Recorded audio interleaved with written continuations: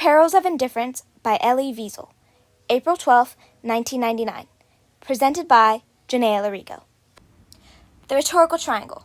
The speaker is Elie Wiesel, a Holocaust survivor and a victim of people's indifference towards the Nazi Party. The audience, people who are indifferent and bystanders, they receive the message much more intensely when it's said from a real Holocaust survivor. The message is to not become indifferent to injustice. He wants people to really take a stand for something. Inside the rhetorical triangle is ethos, rhetorical questions, scare tactics, pathos, and a stern, reprimanding, and slightly aggressive tone. For the context, the lecture was given at the White House in 1999, during the same time in which the U.S. decided to intervene in the Kosovo conflict. The purpose is to prevent future acts of indifference and to give hope while still making people more emotionally aware of others. And the exigence is that he saw first-hand human suffering and how many people could have been saved but were not because of people's indifference. One of his strongest rhetorical choices in helping him achieve his purpose is rhetorical questions. He asks these questions in order to evoke emotion in his audience. He's able to get the audience to question their past and future decisions. The use of rhetorical questions is able to establish his ethos by getting the audience to challenge their views of what is morally right. Another rhetorical choice that he uses is scare tactics. He puts shame into his audience, making sure to call people who are indifferent less than human, and people who hold hatred better than people who are guilty of inaction.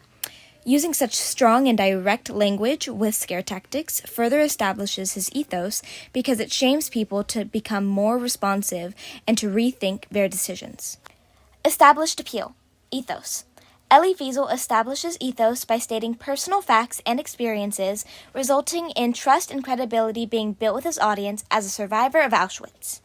He uses scare tactics when telling his past stories as a survivor, which builds his ethos, and his use of rhetorical questions gets the audience to question their morals.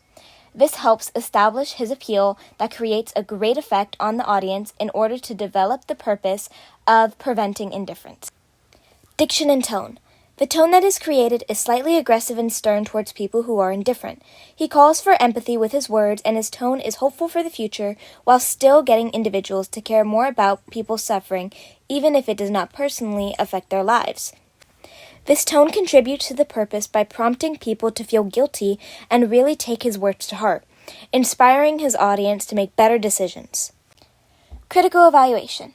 The approach is somewhat effective for his purpose because it brings to light how their indifference created the results of human tragedy. This message is something everyone can take personally because it makes them reflect on their inner morals and their part in such events that took place. With Wiesel successfully establishing his credibility and pairing it with a threatening tone and rhetorical questions, it makes the audience question their position as a bystander, which shows how their indifference caused just as much harm as the act itself. Thank you.